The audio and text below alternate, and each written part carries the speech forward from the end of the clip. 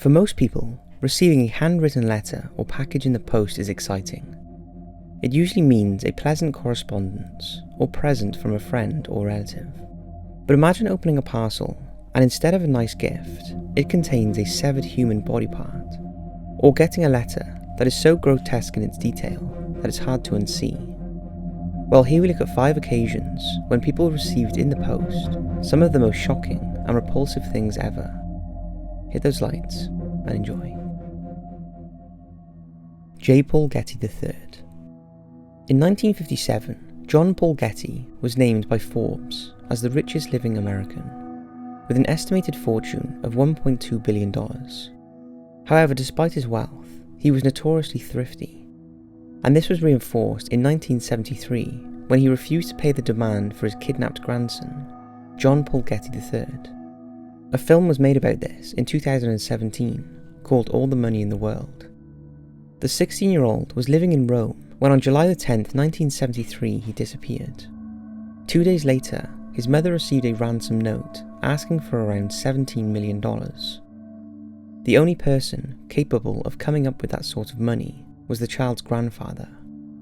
However, when she asked him to pay the ransom, he refused. It's fair to say that at the time, the police and even some members of the Getty family expressed doubt that the boy really had been abducted. But even after the kidnappers sent his mother the following letter, the ransom still remained unpaid. Dear Mummy, since Monday, I have fallen into the hands of kidnappers. Don't let me be killed. At the time, Getty Sr. is reported to have said, I have 14 other grandchildren. If I pay 1 penny, I'll end up with 14 kidnapped grandchildren. Months passed with still no sign of the kidnapped boy, until a newspaper in Rome received a gruesome package. In it was the severed ear of Getty III, along with a lock of his hair. Pictures also emerged of the boy with his ear missing. Eventually, his grandfather agreed to pay the captors at a reduced rate of $3 million. After 5 months, his grandson was released and left at an abandoned gas station. But the damage had been done, and Getty III spiraled into a life of addiction, which eventually cost him his life when he died in 2011 at the age of 54. Donald Harvey.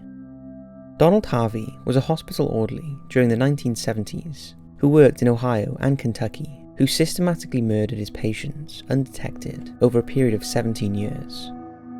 When he was eventually caught, he claimed to have killed over 87 people, although the official estimate is nearer 57. Harvey claimed the murders were intentionally mercy killings to alleviate suffering. However, he became obsessed with killing, and in the end enjoyed it. Cyanide and arsenic were his favourite methods, which he administered via food, injection, or IV, although he also used suffocation, insulin, or other poisons, as well as insertion of a coat hanger into a catheter, causing an abdominal puncture and subsequent death. When Harvey was arrested, he pleaded guilty to avoid the death penalty, and instead was given 28 life sentences, which he served in Ohio.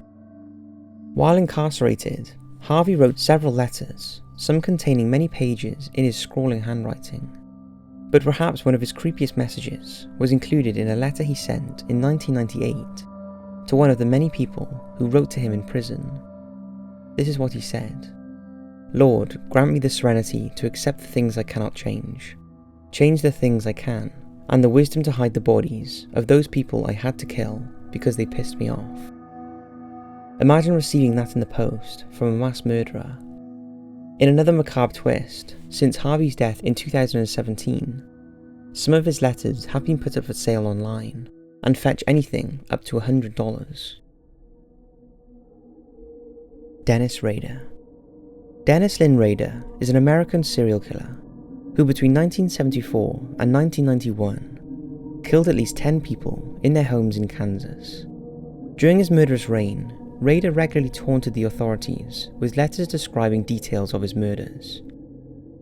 One of his most unsettling letters was the one he sent in 1979 to Anna Williams, a woman he had stalked with the intention of killing her. When he did finally break into her home, laying in wait for her she didn't come home and went dancing with friends instead, so he gave up.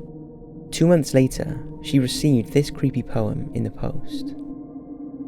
"Oh Anna, why didn't you appear? Drop of fear, fresh spring rain would roll down from your nakedness to scent the lofty fever that burns within." But in 1991, the letters and the murders stopped. However, in 2004, out of the blue, Rader resumed his letter writing and sent media outlets and authorities several letters stuffed with items related to his crimes, including photos, a word puzzle, and suggestions for the BTK story. He also left packages with clues, including a computer disk. These items ultimately led to his arrest, and in 2005, he pleaded guilty to all 10 counts of murder. He is currently serving 10 consecutive life sentences at El Dorado Correctional Facility in Kansas. But if he hadn't started writing the letters again, there is a chance that he would still be a free man. Albert Fish. Hamilton Howard Albert Fish was an American serial killer, paedophile, and cannibal in the 1920s. To those who knew him, he looked like a sweet old grandfather, and they thought nothing of letting him babysit or spend time with their children. But in reality, he was killing and raping children before eating them. In May 1928, Fish answered an advert placed by 18-year-old Edward Budd. Fish visited him at his home on the pretense of offering him a job. He introduced himself as Frank Howard, a farmer from New York, and promised to hire Edward and his friend Willie, who he said he would send for in a few days. Chillingly, he later confessed that he planned to tie Edward up, mutilate him, and leave him to bleed to death. However, he failed to show up and sent a telegraph instead, arranging a different date. This time, he did turn up, and on this occasion, he met Edward's 10-year-old sister Grace. As soon as he set eyes on her, he apparently changed his intended victim from Edward Budd to Grace Budd. He quickly made up a story about having to attend his niece's birthday party and asked Grace's parents if he could take her along. They agreed, and Fish picked her up that evening. She of course never returned. Initially, a local man was arrested and charged with her abduction, but was found not guilty at trial. But on November 1934, an anonymous letter was sent to the girl's parents. As Grace's mother was illiterate and could not read the letter herself, she asked her son to read it for her. It describes in detail how Albert Fish killed, cooked, and ate Grace.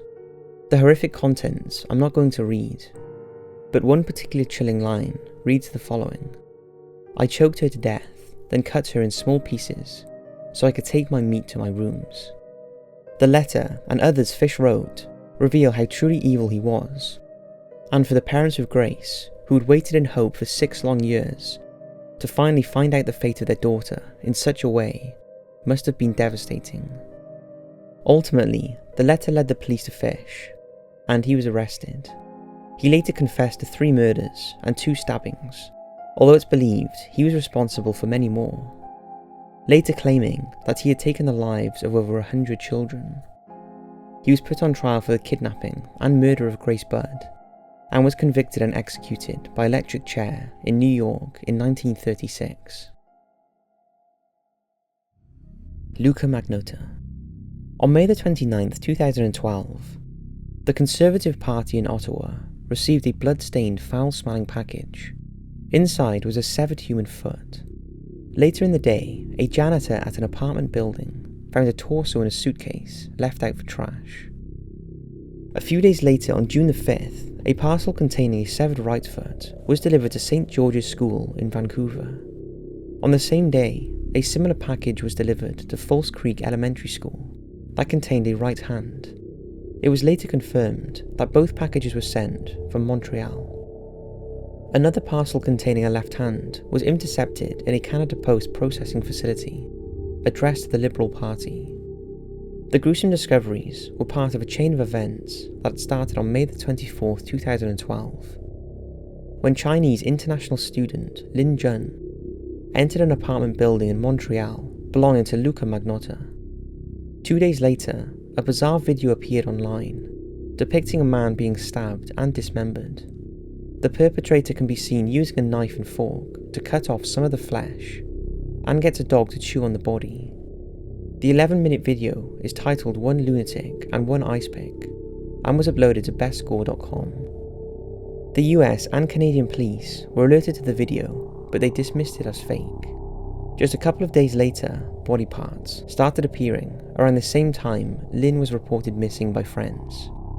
Montreal police identified the torso as belonging to Lynn, a 33-year-old Chinese computer science student at Concordia University, and a warrant was issued for the arrest of their prime suspect, Luka, who was finally arrested in Berlin. On July the 1st, a tip-off led police to Montreal Park, where they discovered Lynn's skull. At his trial, Luka was found guilty of 5 charges against him, and sentenced to life in prison with no chance of parole for 25 years. So that's 5 of some of the worst letters and parcels ever received. Since this video contains deaths and murders, give some thought to the victims and their families. Having a loved one murdered would be hard enough, without having to deal with something like this, as was the case for the majority of these topics. Thanks for watching, and as always, I'll see you in the next video.